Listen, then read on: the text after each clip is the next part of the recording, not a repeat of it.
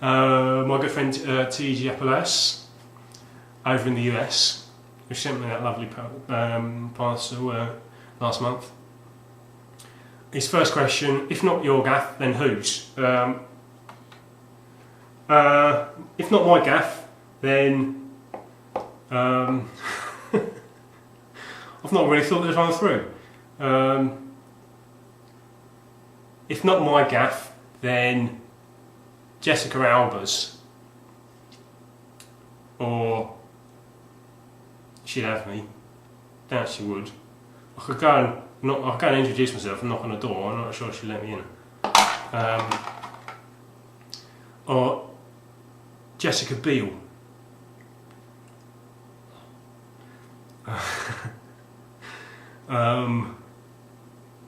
I suppose this question is open to interpretation. I've obviously interpreted it to I'd like to go and stalk lots of very attractive Hollywood female actresses, Hollywood actresses. I think I might shut up before I embarrass myself. So, you know, Jessica Alba. France, too close to the Atlantic or just right?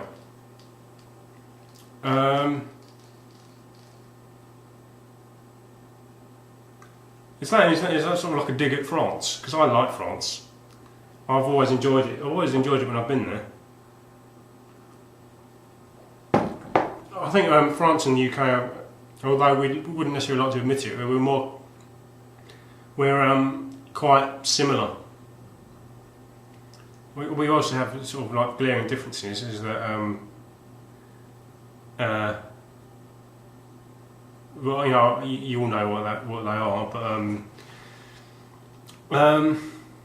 I do think France, we have similar histories, for instance, and we obviously we share certain similar sort of words in our language and customs, and probably genetically, sort of racially very similar. So we're both highly racially mixed societies. So too close to the Atlantic. Or should it be closer? So you saying, would I like France to be underwater? No. Or just right. So say we'd like France to be further away. No, actually no. I like France where it is. Because like I say, I like France. I've always enjoyed it when I've been there. I couldn't say that for everyone I know, because I know friends who've been to France and had quite unpleasant experiences. So whereas I'm concerned, I'd say no, it's perfect. And number 3, in mid Evo rant, a roommate knocks at the door. Do you continue? No, because I'm self-conscious. Whenever I make videos, I have to make sure that there's nobody in the house, or if there is somebody in the house, that they have to close all the doors, turn the telly up, and I speak a little bit quieter. So this is basically, whenever I'm doing a video, it's basically me letting go, relaxing. It's quite relaxing. I find it quite relaxing. I can't relax if someone's sort of hovering. Maybe if someone's already in on it, because I've tried to get people to appear in my videos before, but that might be different. Like I said, I've tried to get my mate Country Mike, because he's from the country and he's called Mike. Tried to get him in on videos, but he wouldn't have any of it. So, but yeah, it'd be different. If somebody sort of knocked on the door, I wouldn't be able to continue. That's just because I'm self-conscious, unless somebody's already in on the joke.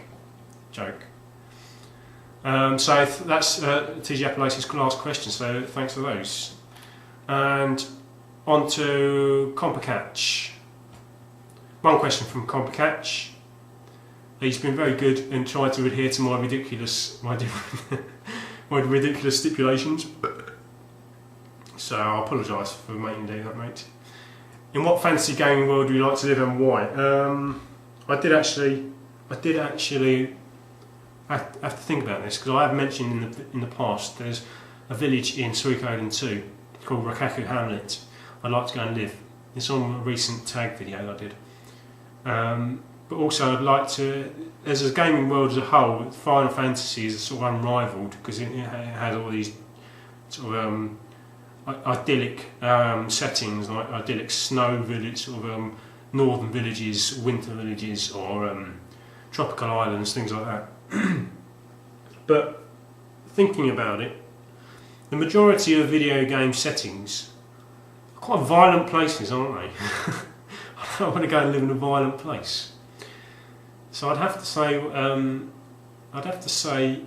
I'd like to live in the We Love Katamari universe, just because it's lunacy and it's irreverence and it's unpretentious, and there's no violence in it at all. Actually, no, there is actually, because the Emperor explodes things with his eyes, doesn't he? But you know, they come back.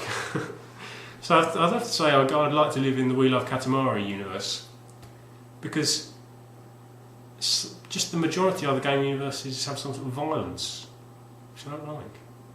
I'm not a violent person. So thanks for Compacatch. Drinking really slowly. I've got a few of these, so I forgot to warn you that depending on how long this video takes, I don't know how long I've already been going. I've got a feeling there's not actually that long to go. But if I'm here for a while and I'll drink a few of these, I might be disappearing up to go and have a few rest breaks. Might even, you know, did I mention might even get an opportunity to go and make myself some dinner and come back and have it, have it here. Well, I'm not sure whether eating and talking is a good idea, because then you get you get to see me masticating with food in my mouth, talking. Obviously, everybody masticates with food in the mouth, don't they?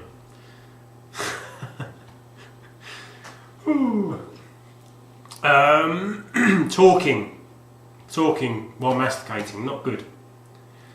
On to Mr. Let's Play, the good lad that is Mr. Let's Play. Which old game would you revamp for the new consoles? There's one only really,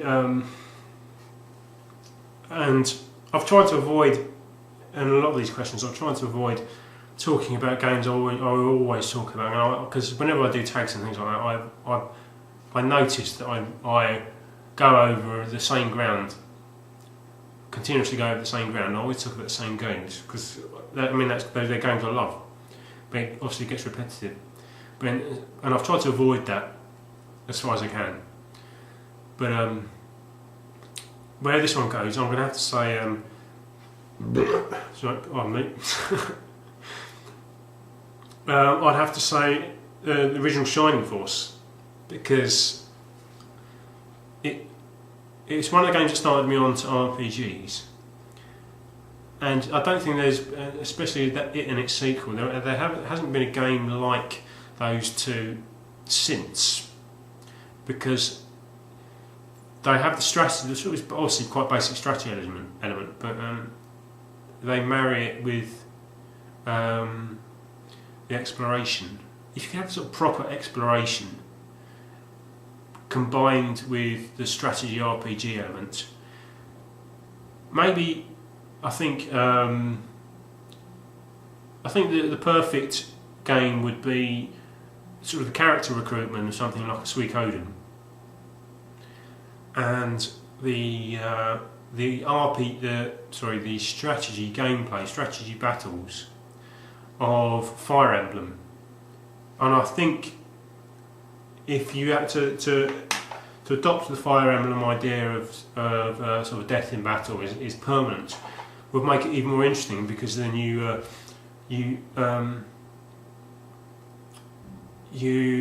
get emotionally attached to the characters because they are characters. But actually, come to think of it now,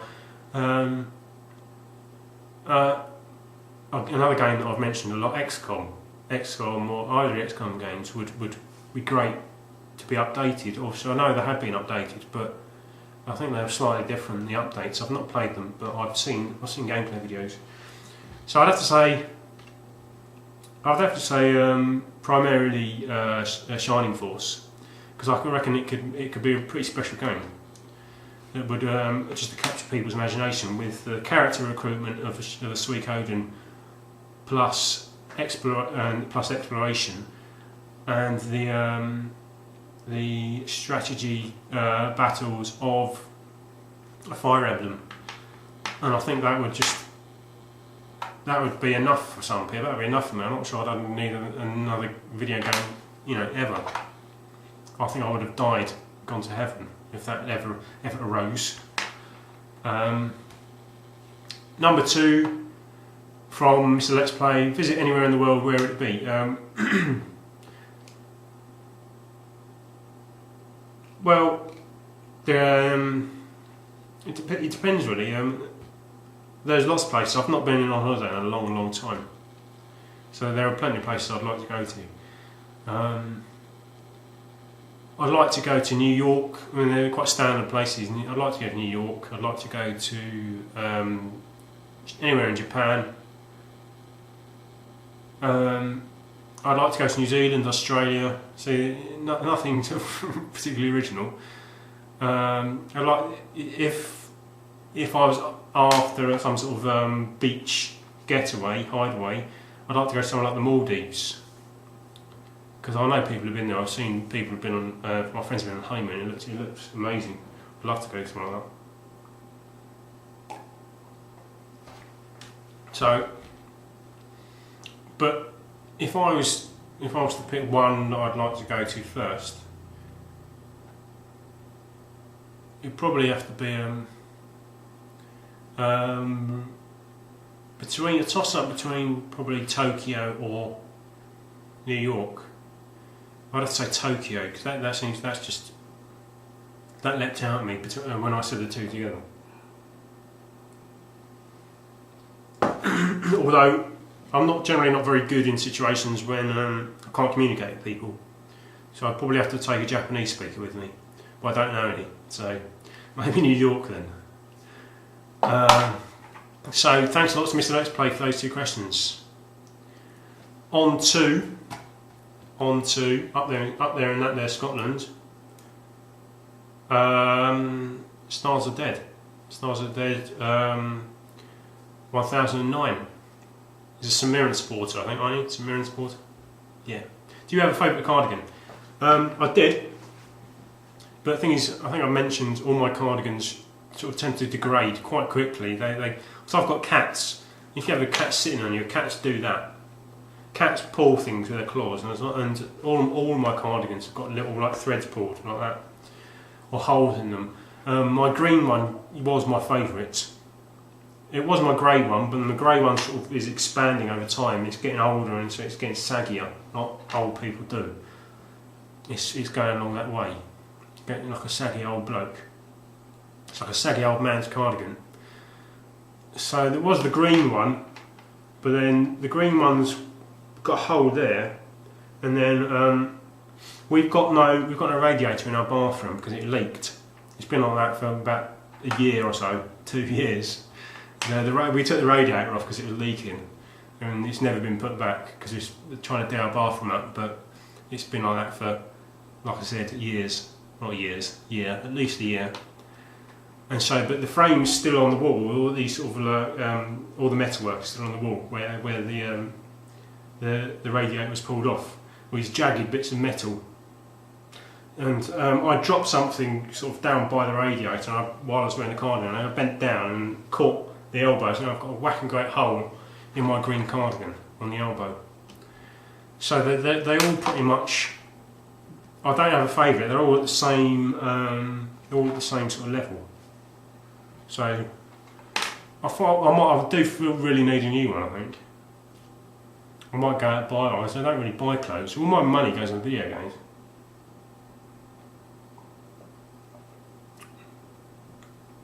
So I really need to buy some clothes. I've had my mum bought me a t-shirt at Christmas. It was really small, like really tiny. There's no way I couldn't wear it. I told her, she didn't mind me taking it back. I took it back and I got a credit note. And it was about 12 quid credit note, and I can't spend it. I can't just... Fashion these days, fashion. It's for young kids. I think it's because I'm getting old. I need to... it's for Top Man. Top Man's not for me anymore. Those trousers, you know, I see those trousers you get in Top Man, they're sort of like, they've got elasticated around the ankles, and they look like they're like bandy. You've got like bandy legs. I've got quite bandy legs anyway, so maybe that'll fit me. But they look like you shake your pants. They're ridiculous looking things. Why do people wear them? They're the sort of fashion that people will look back on in a few years' time. Oh, what the fuck was I thinking?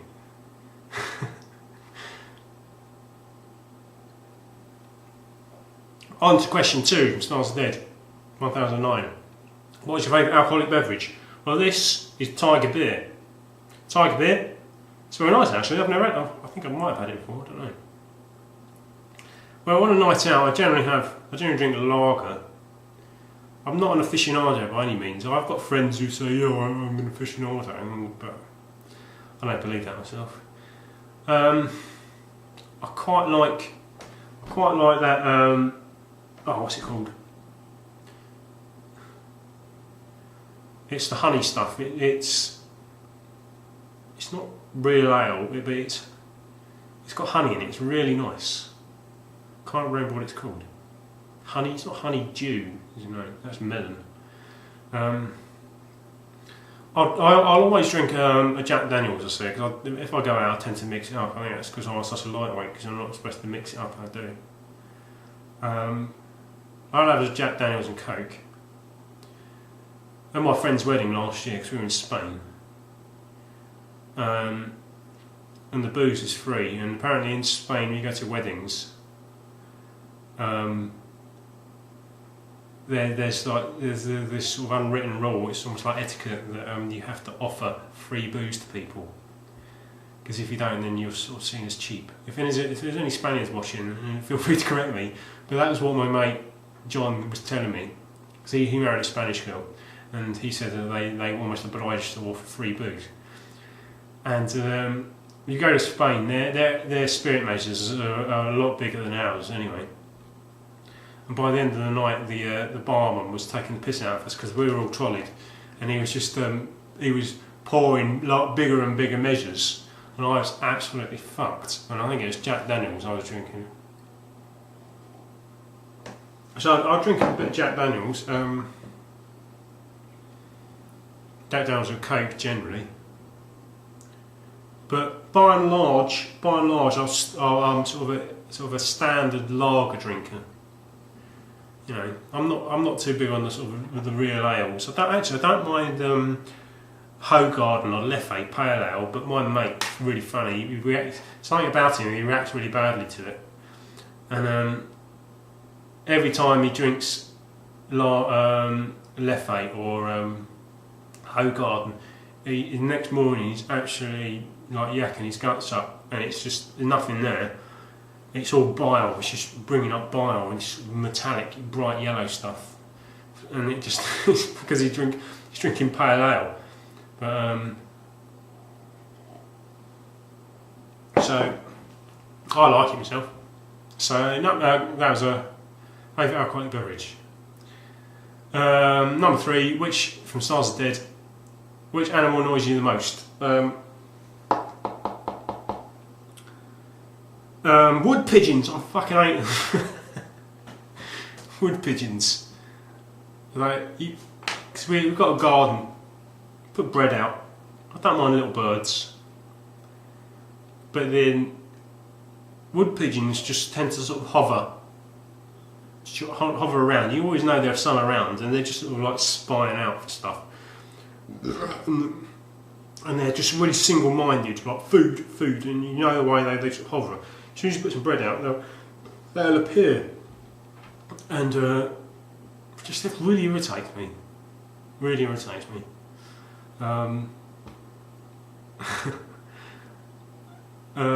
My cat, we've got a new cat. Not new, but she's been with us for about a year. There's an elderly lady from 2 doors up. She died, unfortunately. We inherited her cat. And the cat's mental. She's just insane. She got her. The elderly lady got her from the ISPCA. And this cat, apparently, when she got her, was just a few weeks away from being put down because she'd been there for such a long time. But she wasn't that old. But that's just the way the ISPCA works, and because they couldn't afford to keep her. So my neighbour took her on, but this cat had quite a sad background, and like she'd lived in a barn for 2 years and stuff like that, and like basically looked after herself. And for the first few months, when my neighbour got her, this cat lived behind the sofa. Not my neighbour, but the cat lived behind the sofa, and would only come out. And she's still got it now. She spends a lot of time behind our sofa. And she basically walks along the same route. She's obsessed with food, and she eats a lot more than the others, because we've got 3 cats in total. Then she'll go from the kitchen, and then go and sit behind our sofa again. And she's got these weird habits, like if she goes out, you can't always get her to come back in. You sort of lure her in, and she's the most infuriating little... But she loves laps. If you can get her on your lap, she loves it. But that cat is quite annoying.